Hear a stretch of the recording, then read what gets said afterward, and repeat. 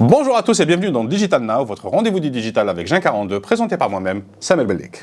Aujourd'hui, on parle de comment définir vos objectifs SMART. Qu'est-ce qu'un SMART Goal?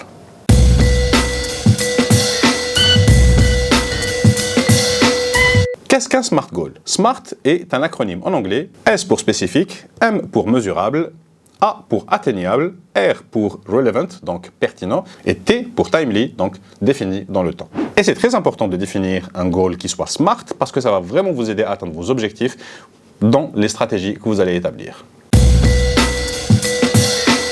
C'est bien beau tout ça, mais à quoi va ressembler un SMART Goal? Un SMART Goal, ça ressemble surtout pas à ça.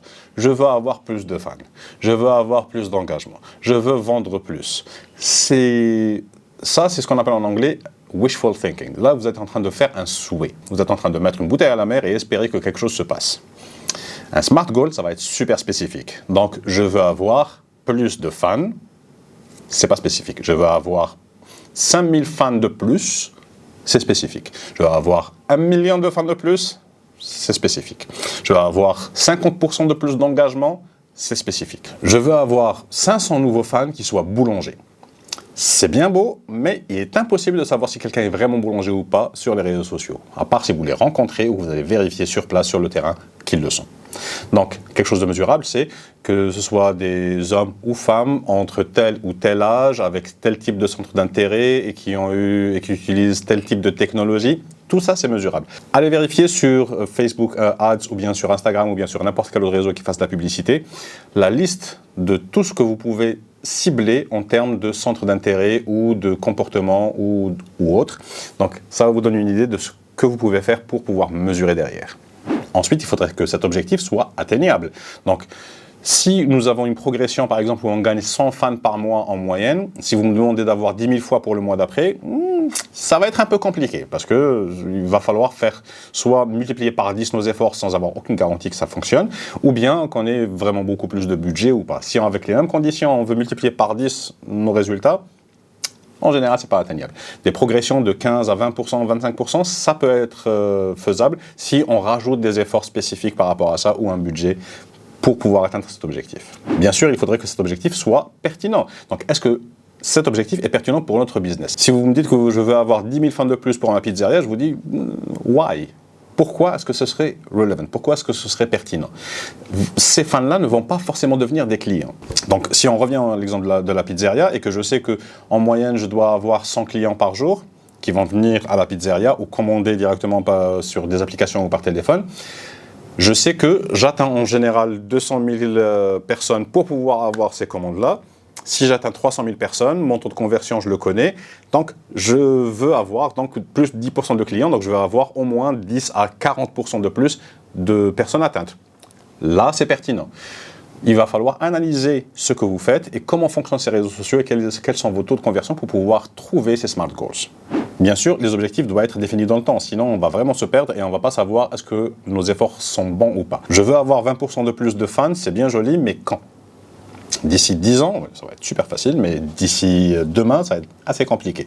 Donc, ce que je vais faire, c'est dire que je veux 20% de plus de fans pour les 3 prochains mois. Je veux une progression de 50% dans le taux d'engagement d'ici la fin de l'année.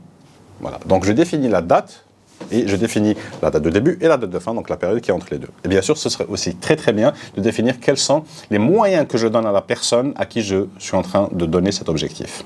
Donc, est-ce que je vous donne plus de budget, plus de ressources humaines, plus de temps, plus de matériel, des caméras, voilà. Qu'est-ce que j'ai pour pouvoir travailler et atteindre cet objectif?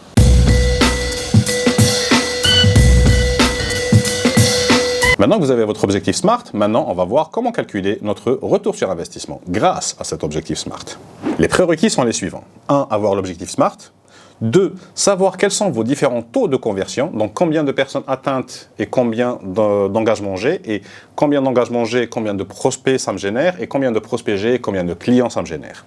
Une fois que j'ai ces différents taux, j'ai besoin de calculer mon LTV, Lifetime Value. Chaque client qui vient à notre entreprise, combien d'argent je vais pouvoir gagner de ce client sur la durée de vie de sa relation avec nous.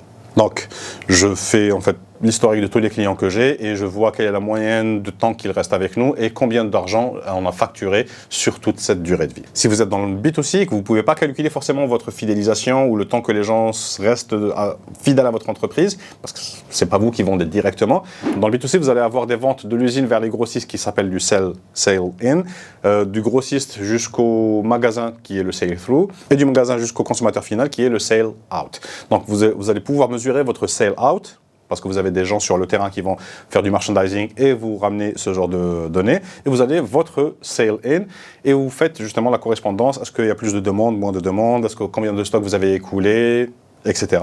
Et à travers ça, vous avez un équivalent de LTV qui est vraiment un truc général par rapport au point de vente ou par rapport au grossiste que vous pouvez calculer. Une fois que vous avez ces éléments-là, très bien, j'ai mon SMART Goal, ok, je vais assigner cette tâche à un community manager ou un nouveau community manager qui va passer 20 heures par semaine à travailler sur du community management, spécifiquement sur une campagne avec un budget qu'on va lui donner qui est de 100 000 dinars pour faire de la publicité, produire du contenu, etc. Donc, mon community manager que je paye, je sais quel est son salaire et quelles sont les charges que je paye sur ce salaire, l'ordinateur que je lui ai acheté, bref, tout ce qu'il me coûte. Donc ça, c'est mon investissement initial plus les 100 000 dinars de campagne que je vais lui remettre. Une fois que j'ai tout ça, ça c'est mon investissement. Mon retour sur investissement, c'est à travers cet effort, combien de personnes je vais atteindre ou combien d'engagements je vais avoir ou combien de prospects je vais générer, je peux le calculer à travers l'opération qu'il a fait et voir l'impact de chacune de ces publications, le trafic que ça a généré vers mon site web ou bien le trafic que ça a généré vers mon point de vente, si j'arrive à calculer ça. Avec tout ça, j'ai généré par exemple 10 000 visites sur le site web. 10 000 visites sur le site web, j'ai mes taux de conversion, donc je sais que 10 000 visites vont me ramener 100 prospects, que 100 prospects vont devenir 5 clients, et ces 5 clients, j'ai le LTV, donc je sais combien d'argent potentiel ces 5 clients représentent. Cet argent, c'est mon retour sur investissement que je vais diviser sur l'investissement et je vais avoir mon ROI, Return on Investment, en pourcentage, ou bien directement avec la somme que je viens de calculer qui est combien j'ai vendu, soustraire de combien j'ai dépensé et j'ai la différence entre les deux qui est mon retour sur investissement. Voilà, avant taxe. Et vous pouvez faire des variantes de ça dépendant du type de business sur lequel vous travaillez. Comme j'ai dit, pour le B2C, si vous êtes dans la grande distribution, ça va être un peu plus compliqué, mais pareil. Donc vous avez fait une certaine opération, ça va générer un surplus de vente ou un surplus de demande au niveau des points de vente et c'est la différence entre le standard et l'effort que vous avez fait qui va déterminer quel est votre retour sur investissement.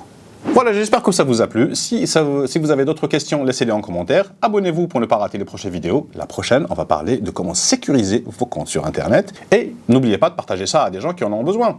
À bientôt!